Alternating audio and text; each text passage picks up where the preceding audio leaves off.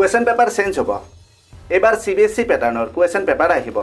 Board পৰীক্ষা 2026 তোমালোকৰ বাবে এক বিশেষ বোৰ্ড পৰীক্ষা হ'বলৈ গৈ আছে HSLCত 50% MCQ প্ৰশ্ন থাকিব আৰু HS ফাইনেল পৰীক্ষাত 20% MCQ প্ৰশ্ন থাকিব এটা কথা মন কৰিবা এবাৰ পাছিং পাৰ্চেন্টেজ হ'ব 33% এটো মন কৰিবা পাছিং পাৰ্চেন্টেজ হ'ব 33% হেল্ল' এভৰিৱান কি খবৰ তোমালোকৰ আশা কৰিছো তোমালোক সকলোৱে ভালে কুশলে আছা নমস্কাৰ মই দিগন্ত আজি আমি এই ভিডিঅ'টোৰ মাধ্যমেৰে ক্লাছ 10 আৰু ক্লাছ 12 ৰ বোৰ্ড পৰীক্ষাৰ্থীসকলৰ বাবে এক বিশেষ আৰু গুৰুত্বপূৰ্ণ বিষয়ত আলোচনা কৰিম বোৰ্ড পৰীক্ষাৰ্থীসকলৰ বাবে আজিৰ এই ভিডিঅ'টো সুপাৰ হেল্পফুল হ'ব সকলো তথ্য ভালদৰে আয়ত্ত কৰিবলৈ তোমালোকে এই ভিডিঅ'টো সম্পূৰ্ণ কৰি শেষলৈকে চাবা ভিডিঅ'টো যদি তথ্য সমৃদ্ধ হয় আৰু ইয়াৰ দ্বাৰা উপকৃত হ'লে তেন্তে লাইক আৰু শ্বেয়াৰ কৰিবা চেনেলটো যদি সাবস্ক্ৰাইব কৰা নাই দৰকাৰী আৰু তথ্য সমৃদ্ধ ভিডিঅ'ৰ নটিফিকেশ্যন পাবলৈ চেনেলটো সাবস্ক্ৰাইব কৰি লোৱা বলা এতিয়া মূল বিষয়টো আলোচনা কৰোঁ এইকেইদিন ভালে সংখ্যক শিক্ষাৰ্থীৰে প্ৰশ্ন আমাৰ বোলে কুৱেশ্যন পেপাৰ চেঞ্জ হ'ব আমাৰ বোলে CBSE পেটাৰ্ণৰ পেপাৰ আহিব কুৱেশ্যন পেপাৰ বহুত হাৰ্ড আহিব নেকি এনেকুৱা কিছুমান কমন প্ৰশ্ন তোমালোকে সুধি আছা তোমালোকৰ মনত যিবোৰ ডাউট চলি আছে আজিৰ এই ভিডিঅ'টো চালে তোমালোকৰ সকলো ডাউট ক্লিয়াৰ হ'ব পইণ্ট কেইটা তোমালোকে ভালদৰে বুজি ল'বা প্ৰথম প্ৰশ্ন হ'ল আমাৰ কুৱেশ্যন পেপাৰ চেঞ্জ হ'ব নেকি CBSE পেটাৰ্ণৰ পেপাৰ আহিব নেকি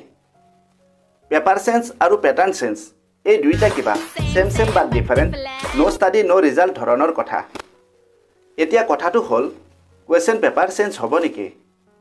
হয় কুৱেশ্যন পেপাৰ অলপ চেঞ্জ হ'ব মানে প্ৰশ্নসমূহ অলপ জটিল আহিব আৰু প্ৰশ্নবোৰৰ ফৰ্মেটো সলনি হ'ব ফৰ্মেট সলনি হ'ব মানে কিতাপত থকা প্ৰশ্ন নাহে কিতাপত যিবোৰ প্ৰশ্ন আছে হুবহু তেনে প্ৰশ্ন নাহে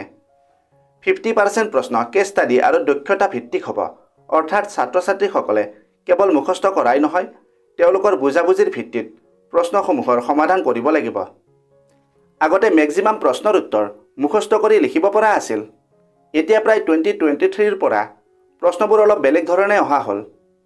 প্ৰশ্নবোৰ ইমানো হাৰ্ড নাহে যে ইয়াৰ উত্তৰ লিখিব নোৱাৰি যদি কোনো এটা পাঠৰ বিষয়বস্তুৰ ধাৰণা থাকে নিজৰ ৰাইটিং ষ্টাইল উন্নত হয় মানে পাঠৰ মূল বিষয়বস্তুৰ লগত সংগতি ৰাখি উত্তৰবোৰ নিজে বনাই লিখাৰ দক্ষতা আছে তেতিয়া পৰীক্ষাত অহা সকলো প্ৰশ্নৰ উত্তৰ সহজ পাবা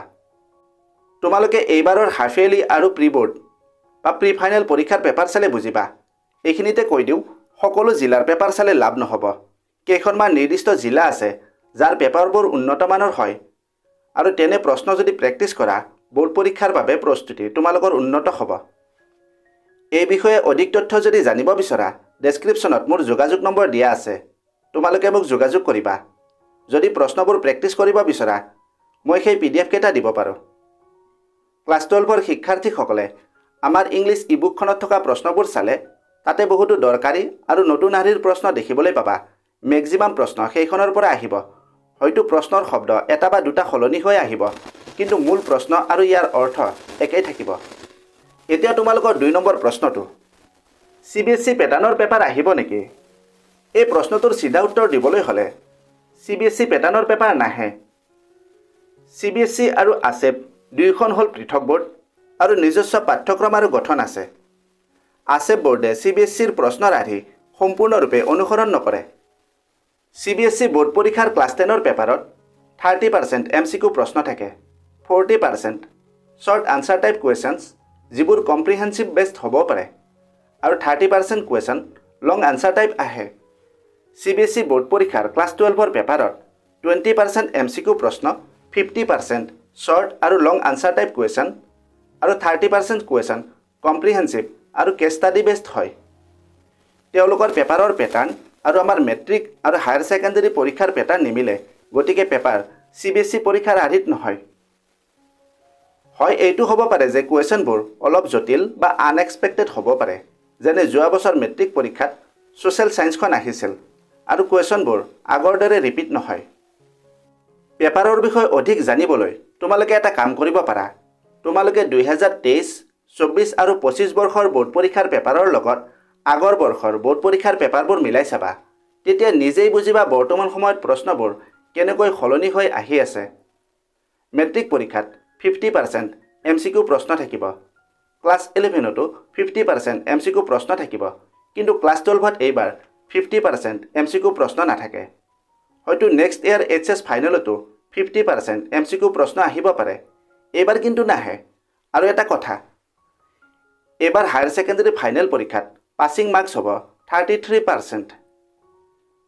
3 নম্বৰ প্ৰশ্ন, কুৱেশ্যন পেপাৰ বহুত হাৰ্ড আহিব নেকি?